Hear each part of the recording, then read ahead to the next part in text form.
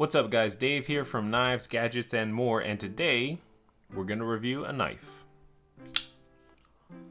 Alright guys, so as you can see we have the Boker Magnum Cooperator, and this is a really cool looking knife. It caught my attention a long time ago. I had to pick one up, but today we're going to go through the major features of it, and that way you'll be able to decide whether or not it's something that will work for you. Now to begin, let's start by talking about the blade steel. And you can see right there, it says 440 stainless. Now this is an affordable knife, and 440 stainless is okay steel. It's honestly not the best, and I would like to see something a little bit better. But considering the price that you pay for this knife, I think it's okay, and I don't think it's that big of a deal. And even though I do think it could be a little bit better, it will sharpen very easily. And again, when you compare that steel to the price of this knife, it's still within the ballpark. Now the blade shape on this knife, again, this is a really attractive knife in my opinion. But the blade shape is a spear point. It looks really cool. It has that gray metallic finish, almost like a gunmetal, which matches this part of the handle. But I really do like that blade shape. It has a flat grind, and yeah, I think it looks really cool. It was fairly sharp right out of the box, so when you get it, there's no need to have to sharpen it before you put it in your pocket and start carrying it around for everyday carry use. And yeah, I think the blade shape is really awesome. It looks great, looks classic and unique at the same time, and I think that blade shape is definitely a selling point on this knife. Next, let's talk about the scales. Now the scales, as you can see, are made of wood, and then this top part here is also made of steel. But the scales here, I'm not sure exactly how you say it, but I think it's called huali. And from my understanding, that's it's a type of Chinese wood that's been used in Chinese furniture and stuff like that for a long time. And I think it's kind of a cool detail that you get that genuine Chinese wood in the handle of this knife. Now in terms of feel, it feels great. You've got a few finger grooves right here. They line up with my hand perfectly. You've got a little bit of jimping up here. And overall, as I hold it, I don't feel any hot spots. I do feel the clip, which we'll talk about in a minute, but overall I don't feel any hot spots. It feels very comfortable, and I think it's a pretty good grip in terms of feel. Now one thing I will point out, this is an affordable knife, as I said before, and even though I think it is well built, the finish is not super high quality. You can see kind of a little bit of a gap there between where the wood meets the metal, and then on the other side you can also see it kind of gaps out a little bit. That's not something you feel, but it is something you notice if you're looking really closely at the knife. Also, if you look through the lanyard hole, I don't know if you could see it or not, but there is a little bit of wood shavings in there. You could still get a lanyard through there pretty easily, but that is another detail that I wanted to mention. But like I said, overall it feels great, it feels sturdy, and I think it's a pretty good handle. Now the locking mechanism is called a liner lock. So what that is, if you don't know, when you look down here you can see this kind of piece of metal, and that is locking out the blade. And then to close the blade, all you do is push it to the side and close. And then when you want to deploy the blade, you've got thumb studs on both sides, and it flicks out. And that's another selling point for me on this knife.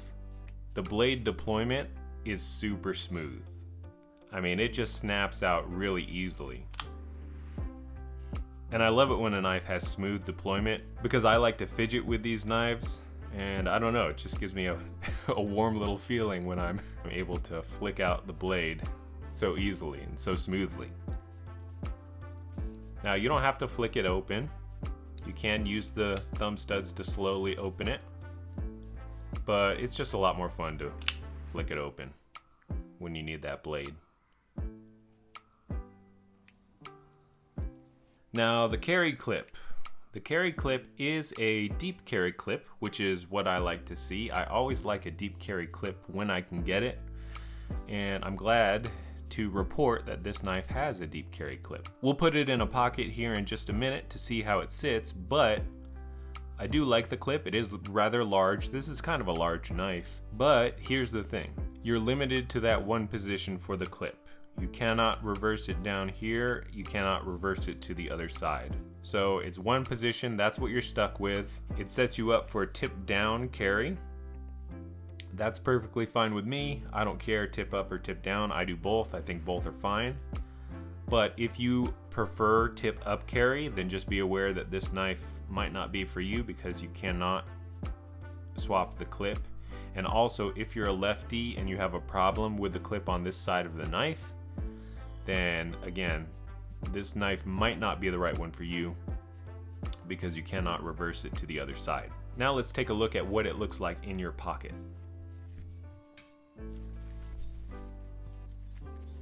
There you go.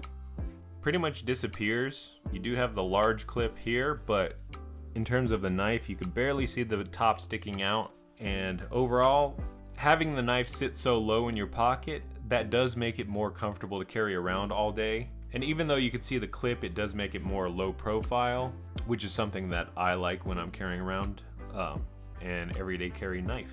But yeah, as you can see, even though this knife is large, it does sit well in your pocket, and I do think it is comfortable to carry around.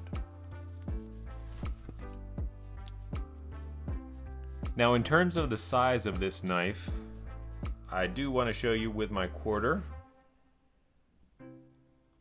Like I told you before, it is a fairly large knife. It's not the biggest knife I've owned or seen, but it is a fairly large knife, and you can see it in relation to the quarter there. Let me also show you the tape measure. Okay, so in terms of overall length, we're a little bit under 8 inches, maybe 7 3/4. Blade length, we're looking at around 3.5 inches. So pretty large, but like I said earlier, it does sit fairly comfortably in your pocket, and I don't think it's a chore to carry this knife around. Alright guys, so to sum it all up, some of the things that I like about this knife are, I really like the blade shape. I think it looks really cool. I like the blade finish, that gray gunmetal finish. I think that also looks really cool. I like the wooden handles. They're very comfortable, and they also give this knife a classic look at the same time.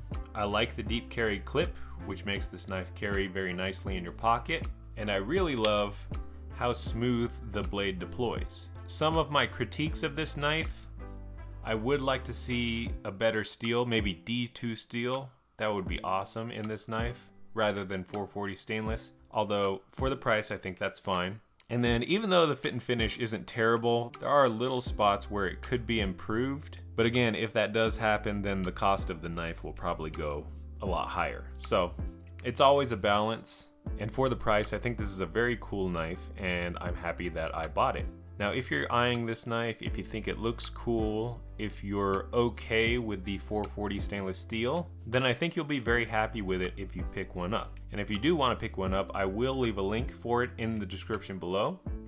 That is an affiliate link, and it does help out the channel. Other than that, please like and subscribe if you haven't already.